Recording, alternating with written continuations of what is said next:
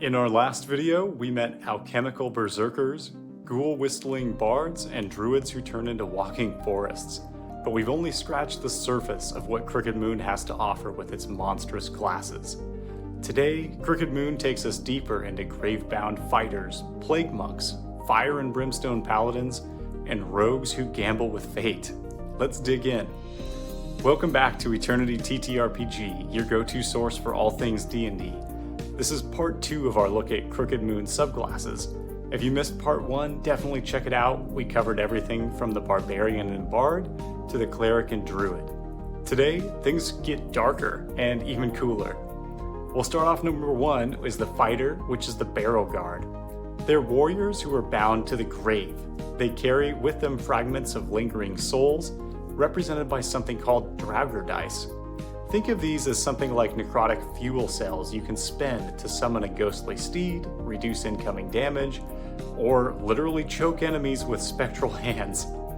As you level up, your deathly powers expand. Your phantom charger can teleport through walls, enemies take psychic damage just for hurting you, and eventually you become an eternal crypt lord, something like a lich who doesn't age, doesn't need to eat or sleep, and commands the dead like it's second nature. It's a knightly subclass with a strong touch of gothic horror. Number 2 is the monk, warrior of the pestilent haze. If you've ever wanted to play the personification of a plague, which I think of the D&D 3.5 Blackguard prestige class, this is it. Pestilent haze monks cultivate disease inside themselves, unleashing it through claws, cursed strikes, and clouds of choking miasma. You can infect enemies with your plague, communicate with vermin like rats and insects, and later your contagion grows so virulent it even bypasses resistances. At the peak, your plague ignores immunity and spreads like wildfire. This class is part folklore pestilence demon, part Grim Reaper shadow, and absolutely terrifying to imagine at the table. Real quick to interrupt, we now have free downloadable D&D cards at the Eternity TTRPG website that you can use at your table. Everything from combat actions to status effects, no more flipping through your book to see exactly what being petrified does to your character. You can just take our graphics, print them out at home, and slap them on your table for fun and easy reference. Grab yours today using the link below. Now, back to the video. The third class today is the Paladin, Oath of Castigation. These paladins are divine inquisitors, like witch hunters, sworn to root out evil and burn it away. Their oath spells and channel divinity let them clap enemies in fiery chains, sniff out lies, and strike fear into the corrupt. As their power grows, they radiate an aura that lets their allies burn through fire and radiant resistances, and eventually, they literally embody cleansing flame.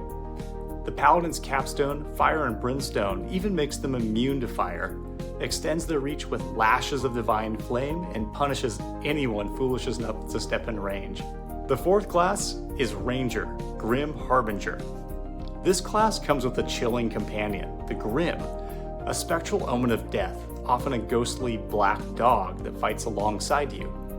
You seal the creature's fate with your Omen of Doom, causing it to take extra necrotic damage, and your Grim manifests to harry them with bites and baleful howls. As you level, your Doom powers get stronger. Necrotic damage cuts through resistances, your Grim becomes tougher, and you can even curse enemies with vulnerability to yours and your Grim's attacks. It's part folkloric death omen, part monster hunting ranger, and it oozes grimdark style. Finally today is the rogue, which is the sinner subclass. Think of it as a class who's steeped in gambling, cheating, and cutting malefic power deals with the devil.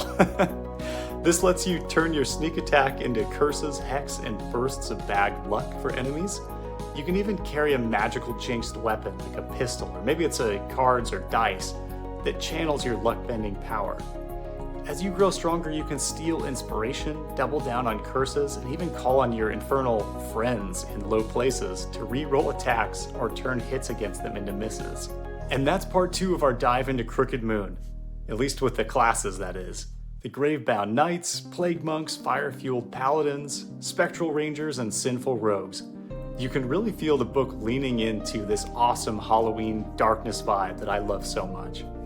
Next time we'll wrap up the final 5 subclasses to Crooked Moon, so stick around for part 3. But I want to hear from you. If you had to pick between these 5, which would you bring to your table? Drop your thoughts in the comments, and don't forget to like and subscribe so you don't miss the finale to this series.